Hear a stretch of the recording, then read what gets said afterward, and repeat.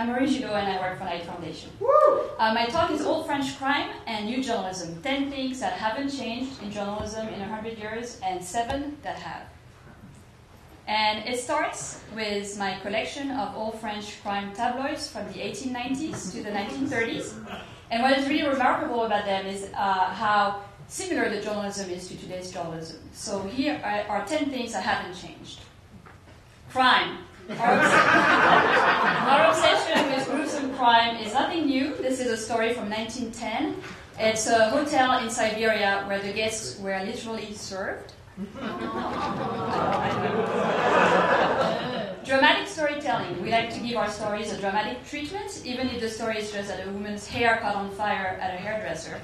And that's because they used ether in the hair treatment back then. Weird news, super popular back then as today. So this is the police coming into the room of a snake charmer, and it's called a difficult arrest. And what I like is everybody looks bored except for that maid in the background. Animal stories, super popular always. This looks like straight out of Life of Pi. It's a boat taking zoo animals to England, and the animals escaped from their cages. Alarmist stories. So we had Y2K, and in 1925 in Paris they had a celebrity psychic predicting the end of the world. And so this is called Will Paris Be Destroyed in 1926? The most beautiful woman in the world is not just a concern of modern day People magazine. This is 1928 Miss France going to America to compete. And it's literally called Who is the most beautiful woman in the world? I even found native advertising. So this illustration is set up like a crime story. It's even in the space reserved for the crime stories, but it's really an advertisement for this Robe Lilac. It was a paint, an enamel paint for bicycles. Question is, this is Rudolph Valentino. He was the George Clooney of the 1920s. And the headline says, was Rudolph Valentino poisoned?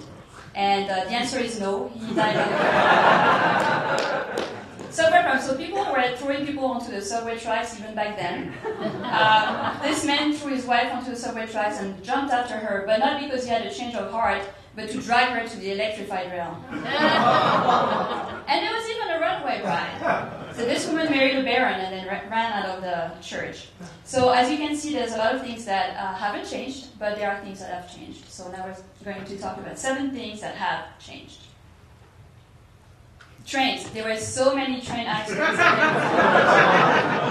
This is my favorite. It's an elephant hit by a train in Thailand. Apparently it still happens a lot. Public executions drew thousands of people. This is a preparation for a guillotine execution where they cut the man's shirt collar so it wouldn't interfere with the blade. Suicides. Lots of stories about suicide, which we don't do anymore. We don't report on suicide because in the 1980s, scientists discovered that there's a huge copycat effect with suicide. And certainly, we don't report on suicides as a romantic gesture. And that was done a lot when the suicide victim was a woman. It was said that she had a heartbreak or she had been jilted in some way. And speaking of women, that's another very common narrative for stories about women. It was that of the heroic mother who is committing acts of heroism or sacrificing herself for her children. For instance, to save them from a fire. Men got to be heroic as well, but as it pertained to their work. So they were often called victims of duty, even if the duty is just delivering wine, as is the case here. This is a wine delivery guy hit by his own truck. And finally, and perhaps not surprisingly, domestic violence was treated as a crime of passion and romanticized. This is a murder-suicide where the husband is doing the murdering and the suiciding. And so I'll end with another wonderful domestic and a shameless plug for my Tumblr, oldfrenchcrime.tumblr.com. Thank you very much.